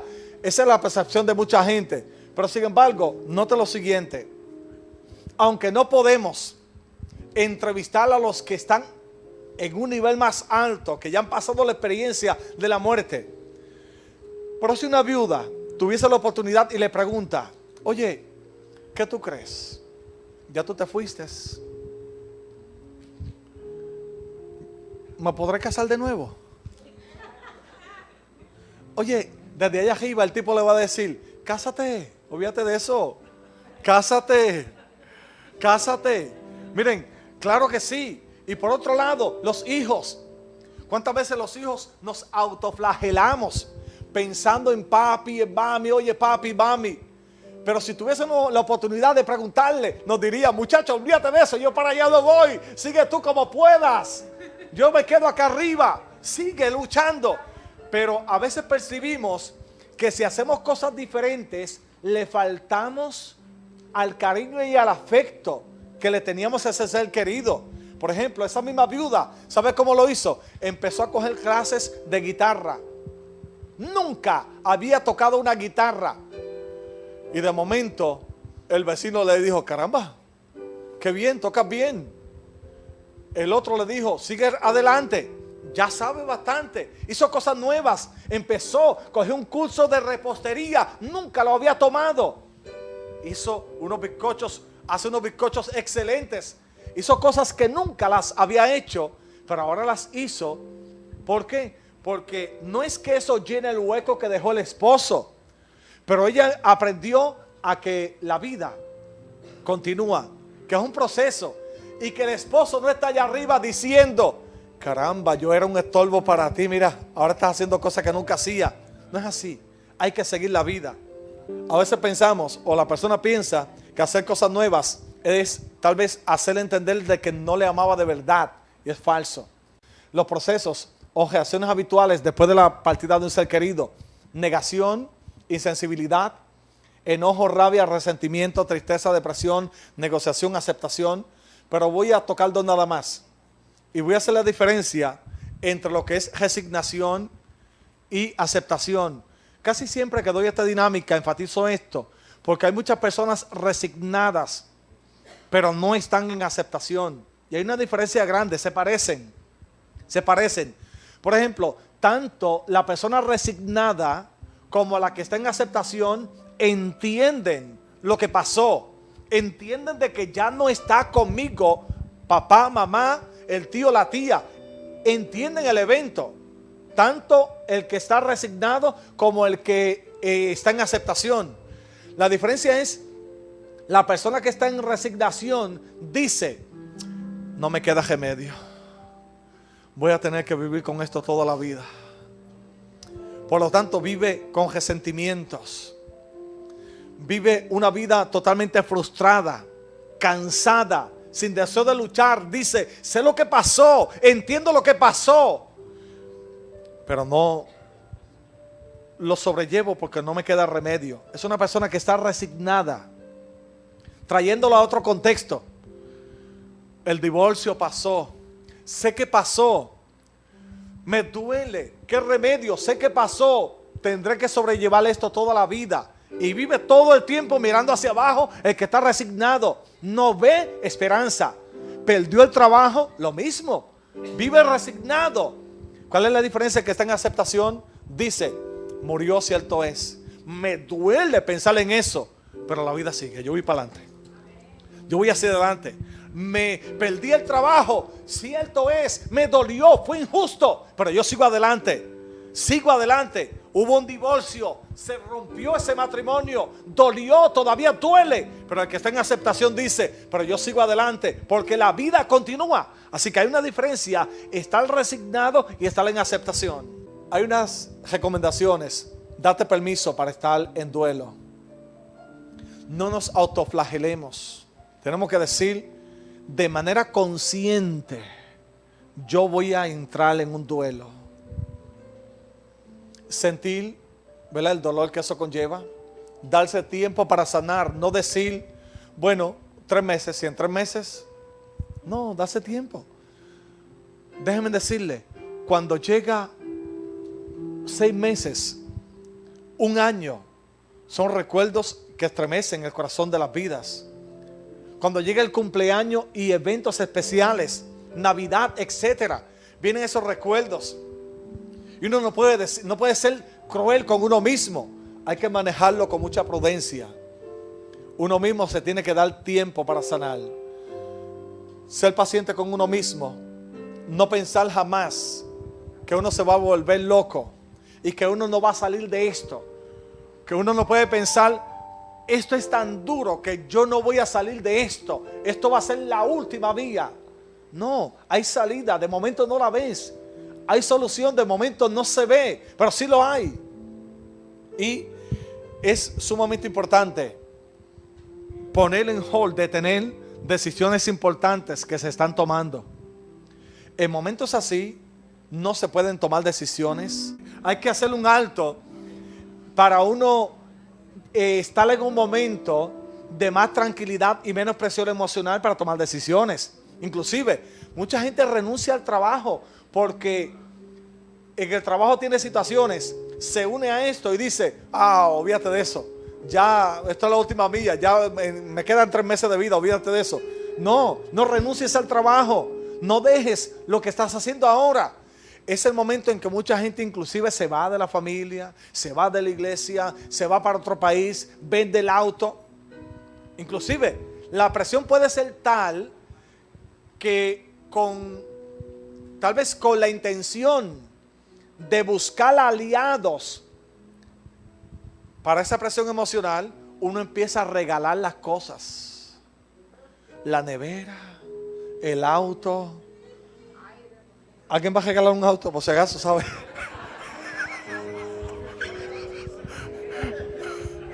Si alguien lo va a regalar, sencillamente, Junito, que nos avisen, ¿verdad? Que nos avisen. Miren, dicho sea de paso, aquel hombre que está ahí es un hombre valiente. Llegó hasta aquí, el auto se le quedó allá y él dijo, nada me va a detener. Miren, hermanos, cuando regresemos yo le voy a ayudar. Por eso digo, si alguien lo va a regalar, me avisa. Amén. Denle un aplauso a ese hombre, estimados hermanos. Ese es uno de los valientes. De los valientes. Y Dios lo va a recompensar en grande, hermano, por el esfuerzo que él hace. Así que muchos empiezan a regalar lo que tienen. Empiezan a regalar, estimados hermanos, pensando que ya está todo acabado. Tiene sortijas de gran valor y empieza a regalar esto, a regalar esto, a regalar esto. No tome decisiones. Claro, voy a ahora ponerme del otro lugar. Hermanos, si en medio de ese momento usted atiende a un familiar, atiende a un amigo que está en esa situación, no se aproveche tampoco de la nobleza. Que cuando él llegue y le diga, oye, yo tengo una planta eléctrica en casa, ¿te hace falta esa planta? Miren, está en un momento muy sensible. No acepte ese regalo. No acepte ese regalo. Es donde muchos dicen, te voy a regalar $1000. Y de momento uno dice, wow, esa oración fue contestada. Pero no lo vea de esa forma. O sea, déjame decirle, lo hemos vivido esa experiencia. Y uno tiene que tener mucho cuidado, porque en esos momentos muy sensibles está buscando aliados y utiliza ese método. Hay que tener mucho cuidado que uno no diga, bueno, ese reloj que tiene a mí me interesa. Deja ver cómo yo puedo aprovecharme de ese momento. Hay que tener mucho cuidado. Así que postergar decisiones importantes. Y miren esto. En cierto modo nunca te recuperas de una pérdida significativa, porque inevitablemente cambiará tu vida. Tú puedes escoger si ese cambio será a mejor. Y yo quiero, estamos casi al final, voy a tocar cómo ayudar a familiares del paciente en etapa terminal. Voy a pasar bastante rápido estos próximos minutos, porque tengo una intención al final. Esa persona que cuida a ese familiar también tiene unos derechos y también tiene unos privilegios. Muchas veces los pacientes desarrollan la habilidad de manipular y hay que uno, sin ser insensible ni cruel, manejar esa situación también. Porque si no, vas a tener que estar 24 horas al día, 7 días a la semana, allí al ladito. Allí al ladito. Por lo tanto, ¿cómo uno, sin ser cruel ni insensible, manejar esa situación? Vamos a pasarlo. Ok, aquí está. Es importante tener conocimiento de lo que está pasando. Esos ritmos alternativos, o sea, buscar a alguien que ayude a uno. Si uno no tiene un familiar, tiene que haber a alguien conocido o alguna agencia, tiene que haber un programa que pueda ayudar a uno. Eso es así. Hay muchos, o sea, hay muchas entidades que pueden darle ese apoyo a uno. Manejar todo con paciencia, con honestidad, confianza, humildad, esperanza y valor. Vamos a ver aquí. Es importante que ese cuidador tenga una buena relación y contacto con Dios, mantener ese contacto y mantener una vida devocional. Claro, si todo el tiempo está viendo la novela y programas que afectan su salud emocional, pues lamentablemente se va a ir drenando más y más y más. Habrá tiempo para muchas cosas, pero en ese momento tiene que haber una conexión también con lo trascendental para poder ayudar a ese paciente, para hacerlo de buena gana y hacerlo correctamente. Aquí es, derechos de quien cuida a un enfermo terminal. Primero, tiene derecho a cuidarse a sí mismo. Derecho a cuidarse a sí mismo. Nos damos con el caso de una esposa que cuida al esposo, pero no se toma ella los medicamentos, porque está cuidando tanto y tanto al esposo que se le olvidó que tiene que tomarse unos medicamentos y después van a ser los pacientes. Segundo, tiene derecho a buscar ayuda en otros. aunque el paciente quiera tenerlo allí todo el tiempo, usted tiene derecho a descansar y buscar ayuda en otras personas. Mantener facetas de su propia vida que no incluyan al enfermo terminal que cuida. O sea, si usted hace algo adicional, por ejemplo, tiene un trabajo, no necesariamente tiene que renunciar al trabajo. Puede hacer ajustes. Puede hacer ajustes. Si tiene tal vez un hobby, obviamente no lo va a hacer como lo hacía antes, pero puede salir a caminar al parque, etcétera, como normalmente lo hacía. Expresar sentimientos. Si algo bueno o no bueno usted tiene que tal vez le molesta, usted lo expresa. Tiene también derecho a rechazar manipulaciones por parte del paciente. Con mucha cautela, como le mencioné, pero bendito, no podemos ser esclavos. O sea, uno está allí con mucho cariño, afecto y amor, pero sin embargo, no podemos llegar a ese extremo de que nos manipulen. Recibir consideración, afecto, perdón y aceptación por parte del enfermo por lo que hace a su favor. Y míralo de esta manera. Alguien se está esforzando, alguien está dejando de hacer muchas cosas por atenderle a ese familiar o a esa persona. Por lo tanto, esa persona tiene que ser agradecido y uno tiene que enseñarle ese proceso, no sacarle en cara lo que está haciendo, pero que él entienda que estamos haciendo un esfuerzo. Estar orgulloso de lo que hace. Muchas veces, cuando hay un paciente en etapa terminal, por ejemplo, un familiar lo cuida, mucha gente lo mira con pena, como si fuese una carga, pero también lo mira con, wow, como si fuese un nivel inferior. Cambiarle el pañal a un papá, asearla a una mamá. Déjenme decirle, eso es un honor. Eso es un honor, estimados hermanos. No se pierde nada con eso. Uno cambiar, asear a su papá, a su mamá, a su hijo y a tal vez a un familiar o a alguien, estimados hermanos. Eso debe ser considerado como un honor. No sentir vergüenza por eso. Proteger su individualidad y derecho a construir una vida para sí mismo. Ver de tal manera la situación que usted no entre en un hall 2 o 3 años y que después dice, ahora sí puedo. No te puede seguir su vida cotidiana normal, aun cuando está manejando esa situación. Voy a leer esto. Oh Señor, sosténnos durante el día hasta que las sombras se extiendan y llegue la noche y el mundo alterado se calle y pase la fiebre de la vida y nuestra labor haya terminado. Entonces en tu misericordia concédenos seguro albergue y santo descanso y finalmente la paz. Yo quiero leerlo de nuevo. Oh Señor, sosténnos durante el día hasta que las sombras se extiendan y llegue la noche y el mundo alterado se calle y pase la fiebre de la vida y nuestra labor haya terminado.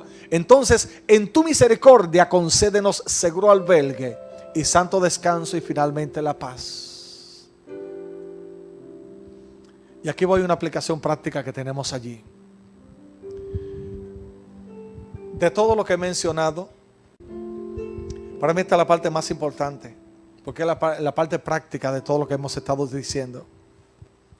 Tenemos aquí una historia y un episodio, y quiero que de momento trate de llevar este cuadro, la imagen de este cuadro a su mente.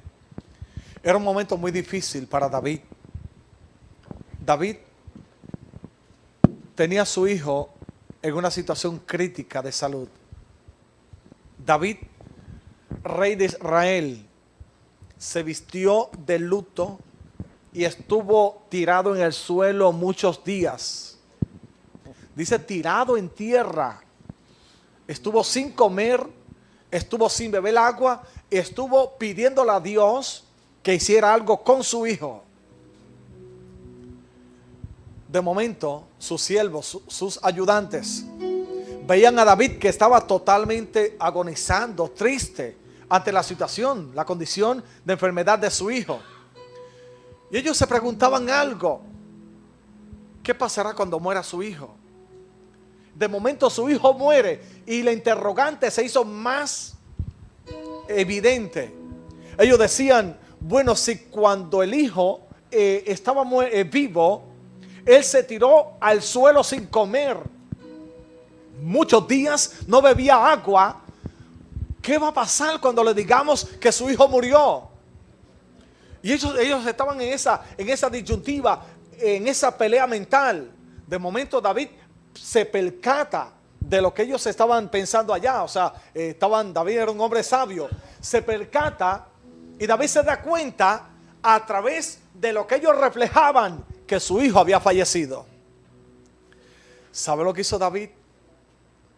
Dice el versículo 19: pero David, viendo a sus siervos hablar entre sí, comprendió que el niño había muerto, por lo que preguntó a sus siervos: ¿ha muerto el niño? Miren esa pregunta. David hace la pregunta, pero él se percató de que ya había muerto. ¿Ha muerto el niño? Segundo, ellos dijeron: ha muerto.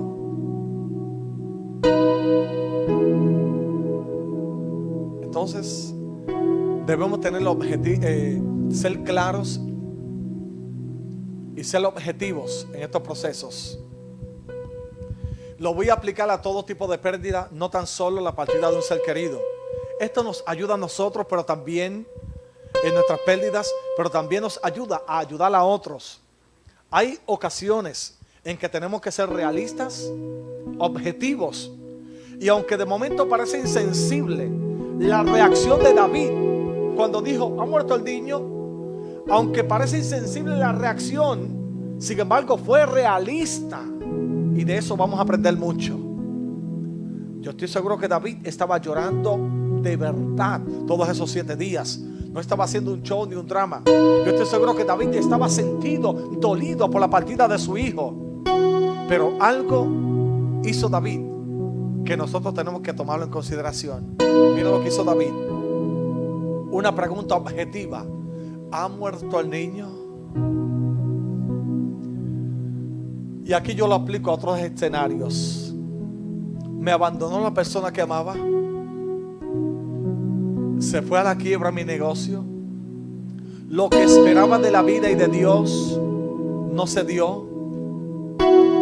Al final pongo lo siguiente: no insistir en cosas que ya Dios dio por terminadas.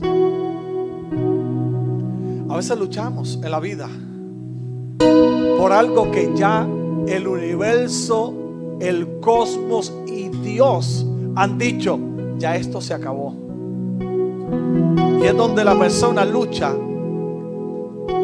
por un matrimonio, ya fueron divorciados, llevan 5 o 10 años, pero todavía está atado. Ya eso murió. Por un trabajo que ya murió, y por un familiar que ya no está con nosotros. Por lo tanto, aunque parece insensible la pregunta de David: ¿ha muerto? Él no esperaba una respuesta, pero se la dieron. ¿Ha muerto? Claro que sí. Lo que él quiso decir fue: entiendo la realidad, percibo la realidad, ya se acabó, se murió, partió. Mira lo siguiente: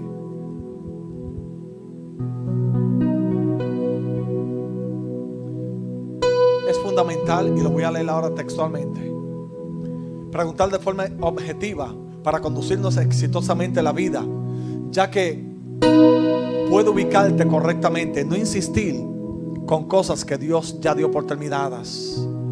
Y miren lo siguiente: no pongas signo de interrogación a algo que el Señor ya ha puesto a punto final. Yo creo que usted lo entienda bien. No pongas signo de interrogación a algo que ya Dios puso a punto final. Se murió, se murió. Se fue, se fue. Ya no está, ya no está. Aunque duele, es la realidad. Es la realidad. ¿Y qué aprendemos de David? Miren estos pasos. ¿Sabe qué hizo David? Ante esa realidad, dice que se levantó de la tierra. Se levantó. me gusta definir el término levantar que se utiliza allí. Los que me han escuchado hablar temas parecidos, defino siempre el término levantar como kun. Kun significa acción, acción. Por lo tanto, es Q-U-M, el término hebreo que se utiliza para levantarse. Dice que se levantó de la tierra. Estaba en la tierra, estaba de luto. Todavía hay gente hace 5, 10, 15 años que murió un familiar y todavía están en la tierra mirando hacia abajo llorando. Hace 5, 10, 15 años que el esposo se fue, la esposa se fue, el divorcio, el trabajo, etcétera, y todavía están llorando. ¿Qué hizo David? Dice que se levantó. El primer paso indispensable, levantarse. ¿Sabe qué significa? Entender la realidad. Entender de que se fue, se fue. Duele, duele, pero se fue. Si no me levanto, no puedo pasar a los próximos pasos y principios importantes. Así que es importante levantarme. Cuando me levanto puedo ver la realidad. Segundo, mira lo que hizo David. Y lo dice textualmente. Dice que David se lavó. Llevaba varios días sin bañarse, sin comer, sin tomar agua. ¿Sabe lo que hizo? Dice, lo segundo, se lavó. ¿Sabe lo que significa lavarse en este caso? Reinterpretar su filosofía de vida. Gran parte de las veces estamos dando en el mismo sitio, en la misma pared y con la misma piedra, porque estamos pensando de la misma manera. Por lo tanto, David dijo, bueno, ahora tengo que reenfocar o en este caso reinterpretar mi filosofía de vida. Por lo tanto, sacó el espacio, sacó el momento y dijo, yo voy a ver la vida ahora diferente. Aún con esa realidad que me duele, pero ahora yo tengo que hacer esto otro. ¿Cuántas situaciones en la vida están esperando para que uno reinterprete su filosofía de vida? Uno lo veía de una forma, pero ahora hay que verlo de otra manera. Eso significa lavarse. Tercero, que hizo David, se ungió. Ungirse en este caso significa reenfocarse. Reenfocarse. ¿Cuántas veces en el camino chocamos aquí? Y estamos en la vida es como un laberinto, que de frente encontramos una pared y solamente dos alternativas, o me voy a la izquierda o a la derecha, con la probabilidad de que cualquiera de las dos sean equivocadas. Y hay gente que no se toma riesgos y dice, bueno, si me voy por aquí me puedo equivocar, por aquí me puedo equivocar, y prefieren seguir de frente a la pared. Hay que reenfocarse. ¿Qué puede pasar? Que tomes hacia acá y estés equivocado, pero si no lo tomas, no lo sabes. Si lo descubres, da la vuelta y dice, me voy por acá, que por allí no era. Así que, pero ¿qué pasa si estás todo el tiempo ahí de frente, de frente, de frente? Hay gente peleando con la vida años y años y años, peleando, y están allí totalmente, hermanos, inmersos en una oscuridad por años. Cuando llega el momento de que o te vas a la izquierda o a la derecha, pero no te quedes ahí. No te quedes allí. ¿Qué más hizo David? Cambió sus ropas. ¿Sabe lo que significa? La capacidad de tornar un trauma en una oportunidad. Nota lo siguiente. Él dijo, duele, pero ese dolor, en vez de estancarme, yo lo voy a utilizar como una motivación para seguir hacia adelante. Murió papá, pero yo voy a seguir hacia adelante, porque lo que papá quería que yo fuera, yo lo voy a lograr, y él se sentiría orgulloso de mí. Se murió el hijo, pero yo sigo adelante. Note lo siguiente, una motivación. Perdí el empleo, pero yo creo en papá Dios y tengo fe y creo en lo que Él me ha dado. Voy a levantar un negocio, hacer algo. ¿Saben qué, estimados hermanos? Tornó lo negativo, tornó lo que es traumático en una oportunidad. Donde alguien se muere, otros alcanzan grandes victorias.